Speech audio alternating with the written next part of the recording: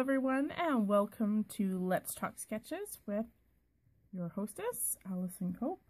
I'm better known as the Circle Guru here on StampNation. If you joined me in August, during that month I featured 4 different sketches and examples of how to use those sketches, and that's what we're going to do today. So welcome. First of all, here's your first sketch. It's it's designed around an A2 card shape, so a 4 1/4 by 5 1/2. And of course, being a sketch, you could have your fold at the top or the fold at the side, or make it some kind of overlapping or interactive card. So today I have made 3 separate cards based on our sketch today.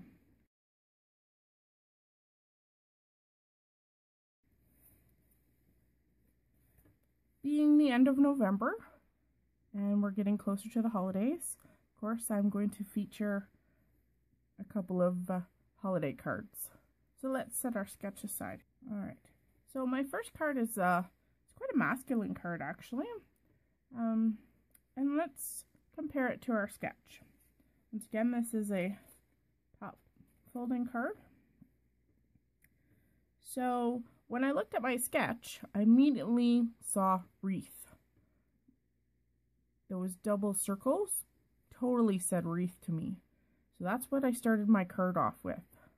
So I used a variety of stamps and created the wreath here. And I stamped my sentiment in Versamark and then added some gold embossing. So you can see the little bit of shimmer there. There we go. And in place of our star embellishment, which of course can be anything, I have replaced it with a little teeny bow of gold and twine. Seeing as it was a masculine card, I thought it kind of fit. And of course, we have the base panel, which of course you could do it in 2 separate pattern papers, but I assumed that it was the same. So there's my base. I wanted to pull in a little bit more green from my wreath. There is kind of a greeny khaki color in the pinstripe, so I wanted to pull the green in again. So that's where my bands in the sketch came in again, and I used those for green. Basically, really easy.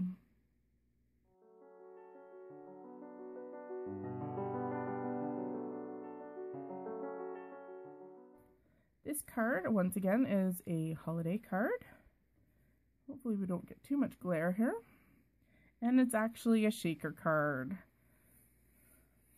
And once again, that circular feature on the sketch, perfect for some kind of shape. You could do an oval instead of a circle.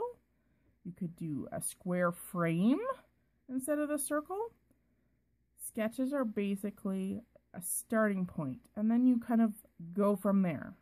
So I again took that green and made it my frame using the circle from the sketch.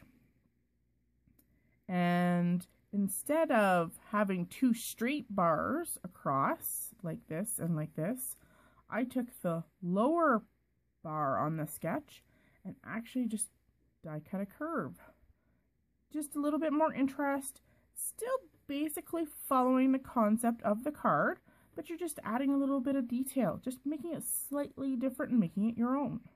And of course our star element, once again, doesn't have to be a star. And being a winter or a holiday themed card, why not go with a simple layered snowflake? So yeah.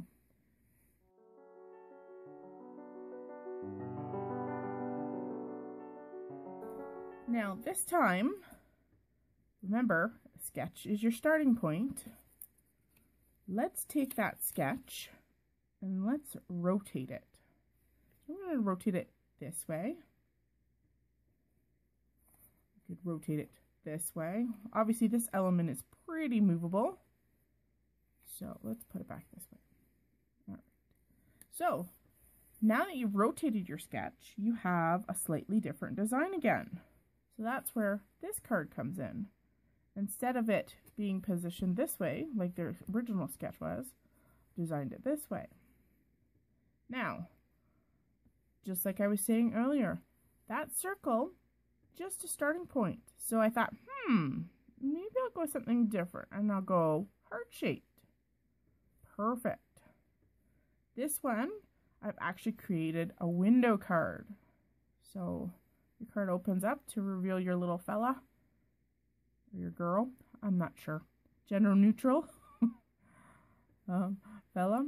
He's got quite the outfit, eh?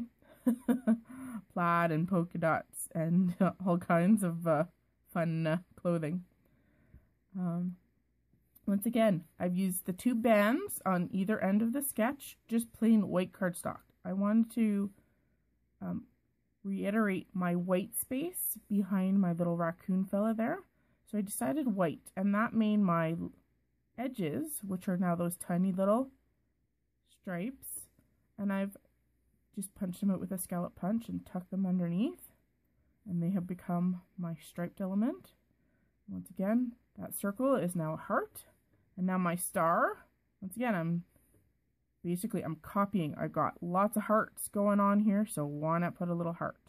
And in order to embellish it just a little bit more, we added some fun die cut flourishes from Spellbinders there, and I just inked them up with a little bit of Copic. So once again, just another way to look at a sketch. So think window. Think of it as something that is open.